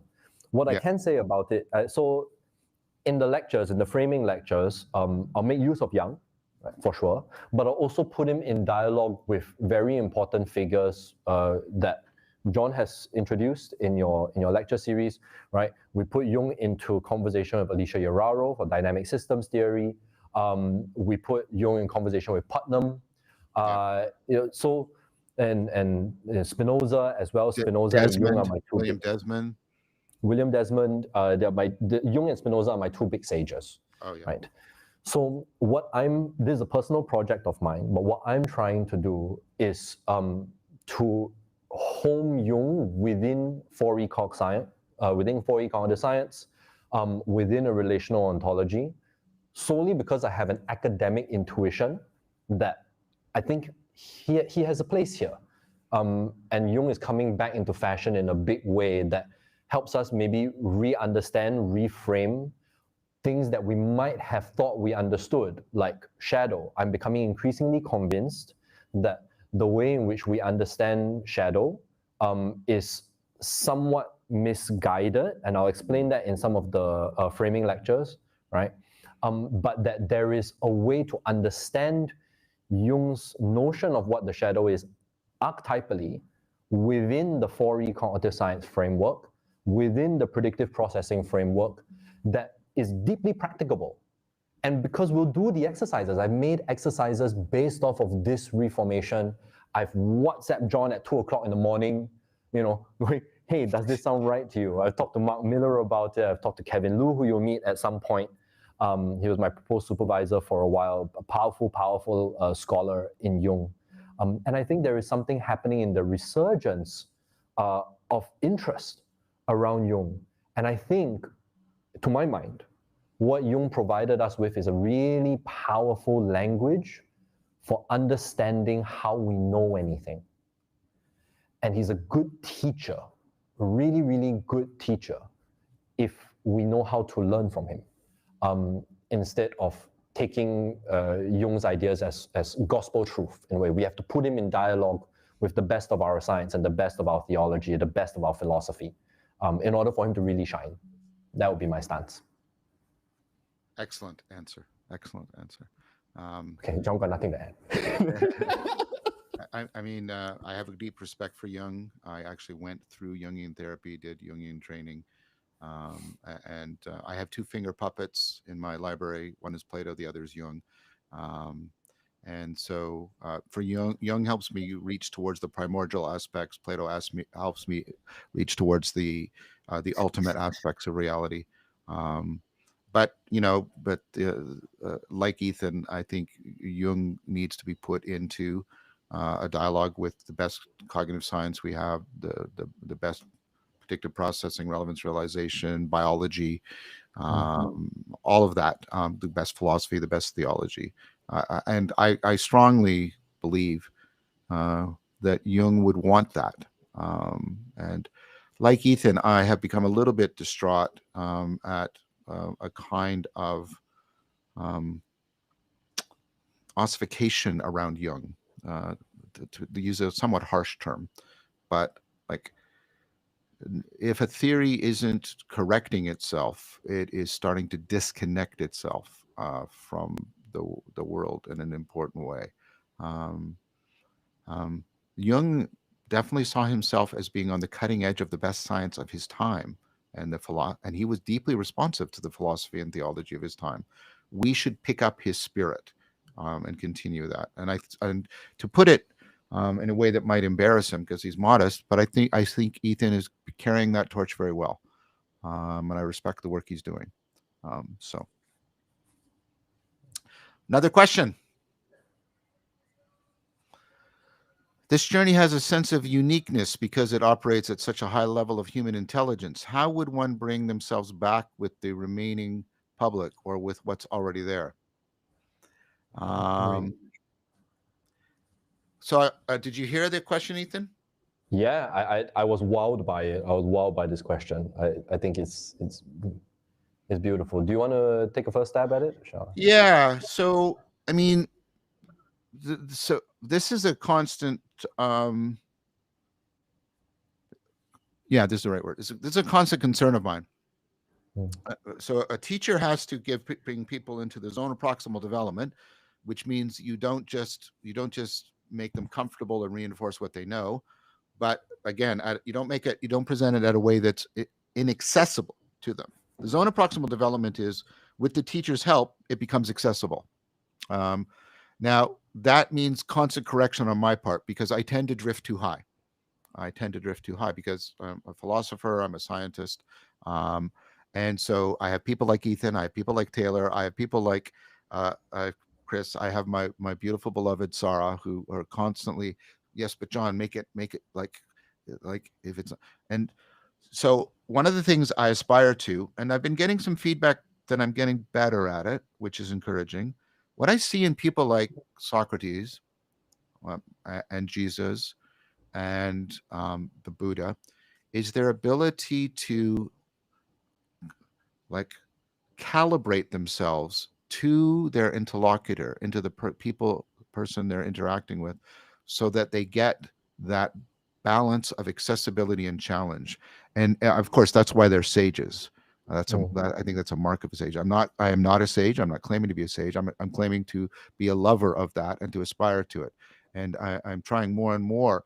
And so we're constantly working on, how do we, part of the project of the Lectern is how can we make this material? And if you watch the Q&A from last Saturday with when Mark was there and Charles, like we're trying to do, how can we get it so that this material is both philosophically rich and accessible at the same time?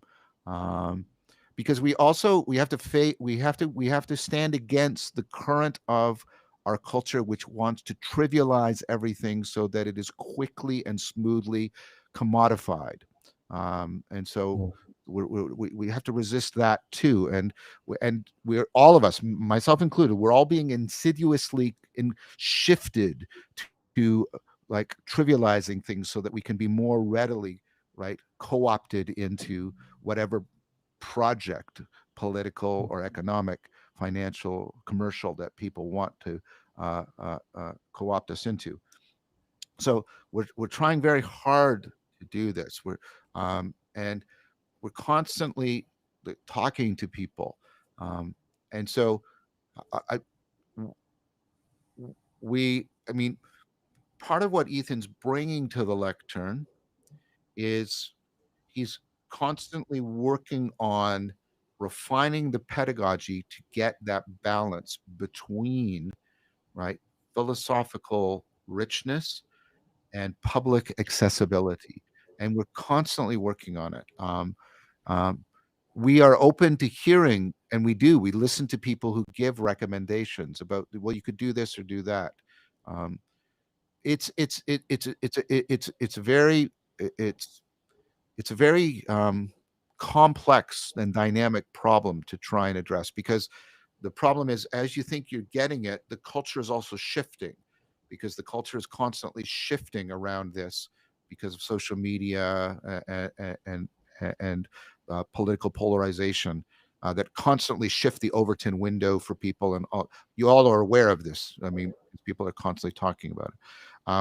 So it's a challenging problem. It's a central problem, and I'm personally aspiring to get better at it. We are working as a group to get better at it. We are taking feedback on how to get better at it. And we have done specific things. Take a look at some of my more recent talks, people have said, compared to some of my earlier talk, and you'll see that I believe there's been a shift, and I'm trying to make it like that. And then the whole project of the Lectern was, okay, let's give people extended time and courses so we can build them up and scaffold them into the richness, so they do not ever feel like the material is becoming inaccessible to them. So I'm going to let Ethan. I could go on and on about this, because, as you can tell, this is a deep concern of mine. But I'll let Ethan speak. Babe, can you put the question up again? Is that available to you? Because I heard the question somewhat differently. This journey has a sense of uniqueness because it operates at such a high level of human intelligence. How would one bring themselves back with the remaining public, or what's already there? Yeah, the way I heard this was more as a integration question, right? And I suppose, John, you gave an amazing answer. I don't know if we lost. Okay, no, you're just very still. Yeah, right. No. Sorry. I just wanted to acknowledge. I could have, and if that was the intent of the question, I apologize. I do think it can be read as an accessibility question. I think both questions should be addressed. Yeah, exactly. Like you give one, so I'll give the other one, and then maybe pick whichever one is more suited to the question. But the way I understand it is, like, if I can paraphrase it, hey, there is such a unique intensity in a way to this program, yes, right? and it's at such a high level where there's so much conceptual scaffolding around it, but there's also a lot of practices, there's also a lot of relational dynamics, new things we have to learn, and there's a way in which that forms kind of almost like a new pair of lenses or a new pair of glasses. You ever tried this where you like get a new pair of glasses and they don't quite fit on your face, right? Or you look at yourself in the mirror and like, who is this? And the way that I hear that question in an example is like, hey, I go through this thing for 8 months.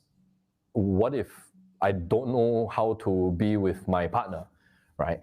Or how do I interact with my year-long friends? Are they going to, is my vocabulary suddenly going to change that they can't understand anything I say anymore and I have to send them to John Vervaeke?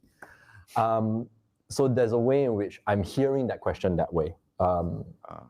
Now, what I can say is that there is by design, okay, that much time between sessions, even online, including integration calls. So think about this, okay? So the tier ones are divided into 2 groups. There's a group 1, there's a group 2, right? So we'll divide the cohort into 2 so that one, the facilitators are not overladen. We can give adequate attention to everybody. But also, if you are, say, in group 1, okay, you do the container, you have about 2 weeks of time, right, where you are out back in the world.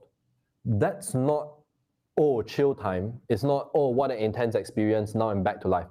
No, there's a process there of go through it, see what sticks. And I keep emphasizing this to people. Like, see what sticks from the practice, because what really lands for you is probably what matters the most, right? And so then we do an integration call 2 weeks after that, and then we do more practices. So you have a month of time to come down from the intensity of an experience. Something that has made me feel particularly distraught is in our culture, the way that we confuse intensity with authenticity. Yeah. You've named this before, right? If I have a very intense experience, it must be the most real. I said Jung and Spinoza are my 2 sages. And so I stand more on that pole where it's like, no, I think sometimes the subtler experiences are the ones that can be most profound. I'm more of a proponent of like divinity in the profane kind of thing, right? Can you see the beauty in the everyday? More that kind of thing, more trying not to try.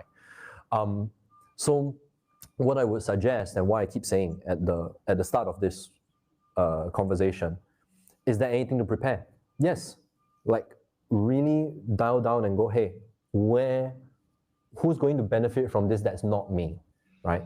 Because what that does is it gives you an orientation to go, how is the practice, how is the experience showing up in the world, that you don't get too attached to, wow, that experience was so cool, I need to have that again, right? I want to chase that again. No, trust that it does its work, right, for 8 months, and then that will offer you something here. The other piece is just a short one in reply to John. If you go and watch the early conversations I did with John, like 3 years ago, right? For whatever implicit dynamic there was of like wanting to be like seeking approval or seeking attention, I got taken up in that train of complexity. And I heard from a lot of people, they're like, wow, I didn't know you were such a complex thinker. Great, what do you think about it? I don't know, I don't understand, right? And I felt like I was losing contact with people that I cared about. I did lose contact with people that I cared about, and that mattered a lot to me because of this. And so something I do consciously, and sometimes I do this with John, if you see that, if you watch the Lectern Q&As, you'll sometimes hear me say this thing of like, yeah, can you say that in English? Or like, let me say that again in English. Yeah. I'm trying to do that move to bring it more into the poetic, the example, the everyday, the lived in, the practical. Because I don't want to get caught up in this. I'm still like halfway up there, like I'm like washing my hair in the clouds with the abstraction, but I'm trying to create that tension so that John and I can complement each other rather than just cooperate all the way. We do that when we're talking, right? But yeah, I think that's exactly right. And I mean, I've been really, really pleased by the way that when we moved to, you look at some of the old Q&A, it's just me taking the questions, and then we did one where Ethan was threading some of the questions, and I immediately said to Ethan, no, that thing you're doing where you're threading and weaving, like he was just trying, that's how we're going to do it from now on, precisely because the dynamic between us is much better than me on my own, and that's how we do it. And it won't just be he and I; it'll be Taylor, right? Like, yeah. So I think whichever intent the question had, I think we've addressed both sides of it very, very well. One small thing to know, actually, which might be a little bit more revealing. The relationship that you and I have had has changed over many years. Oh, yes. And in the process of that, like, I started to get to know that part of me. Yeah, that part of me really wants John to say, like, I'm good, or like, oh, I want him to say that I'm smart. I want him to write my PhD recommendation letter. I want, there was a lot of that which I had to work with you to release and to come to understanding, actually, what do I need? That's my tier 2, right? It happened for like very, very long, very drawn out, very long container. But I think if there's a part of you that resonates with that tool, and there's a kind of honesty there of like, yeah, actually, I think I have something to work through in my relationship with John, or in my relationship to people that I see as smarter than me or more complex. Maybe you can pay attention to that also, right? And say, oh, okay, maybe this can afford you a different way of proportioning that relationship. Because doing this job gets lonely, frankly. And I want to meet you in person, right? And we can sort out the projections of whatever you might think I am or whatever, so that we can meet each other. But that would be what I have to say to that. Yeah. Thank you, Ethan. That was excellent. Let's take one more. Yeah, one more question. Let's do it.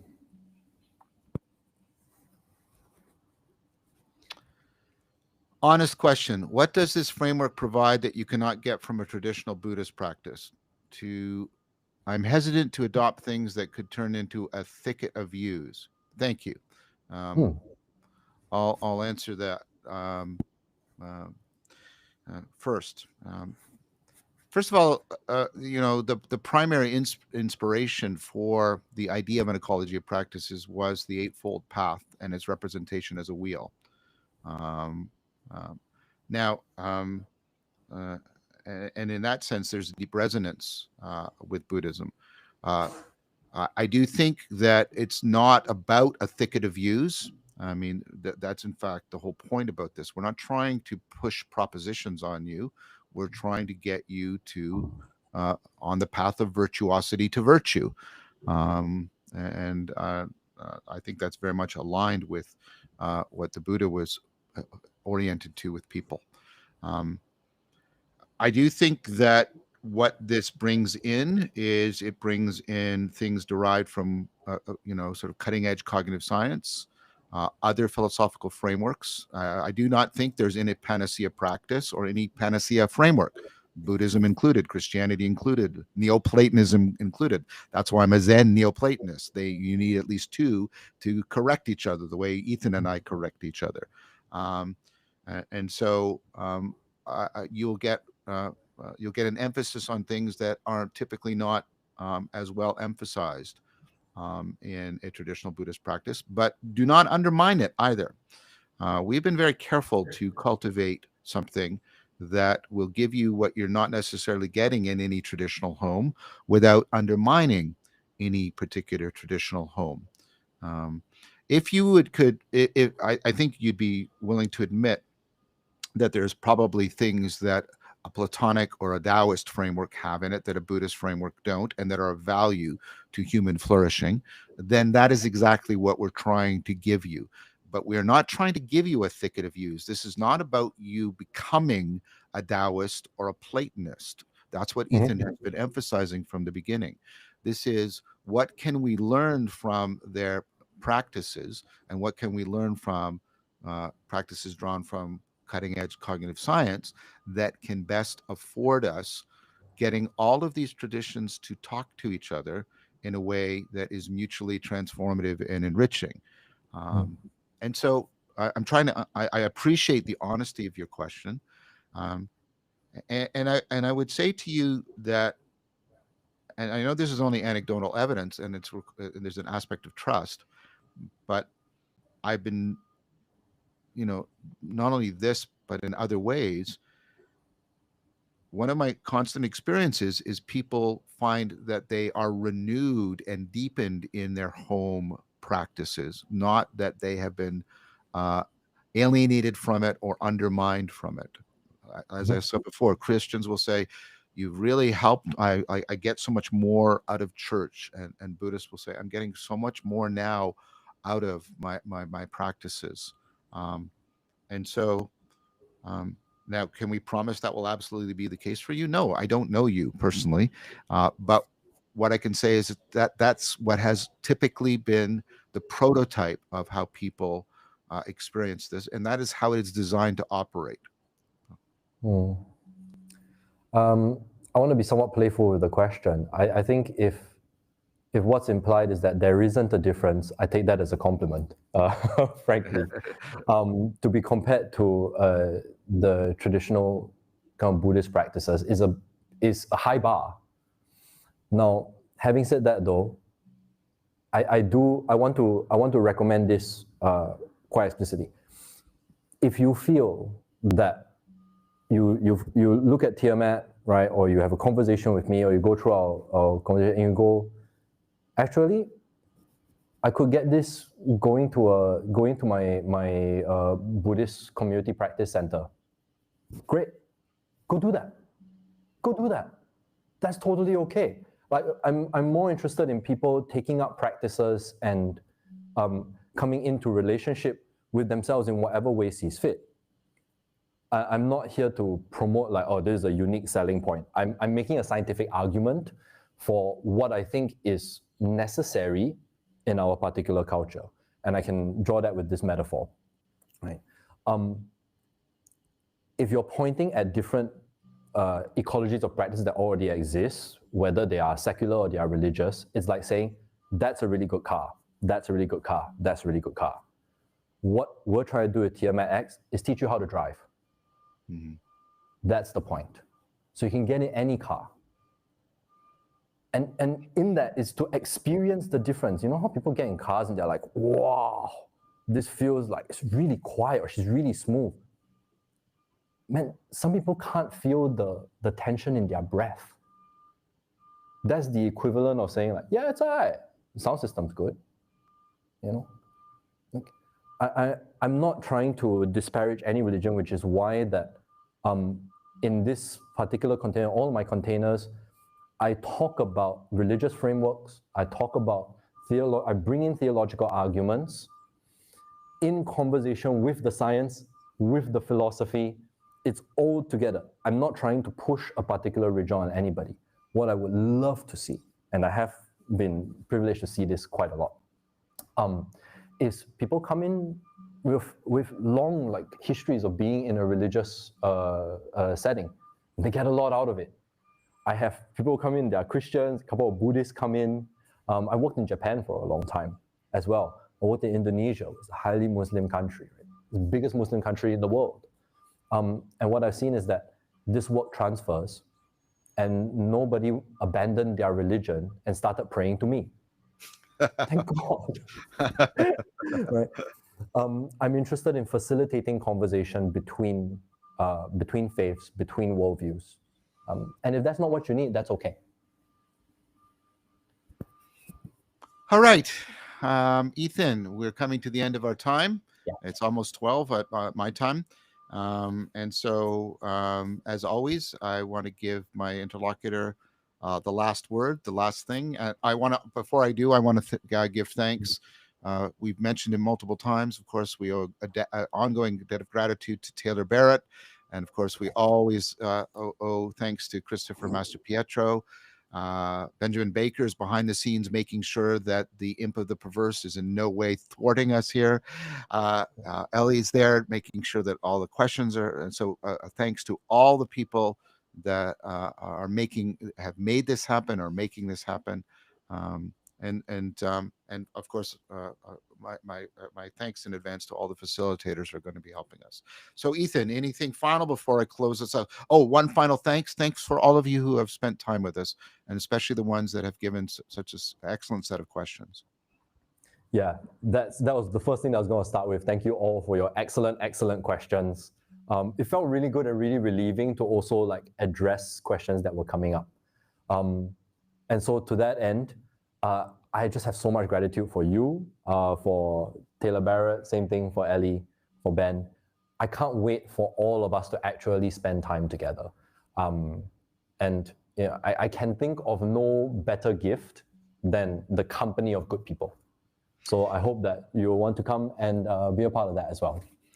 Well, and also, given our last question, maybe this is appropriate. I'll end with one of my favorite stories from the Buddhist tradition. Ananda, who was always getting things slightly wrong, comes to the Buddha and says, I think that half of the way is, the friends we keep or the company we keep. There's different translations.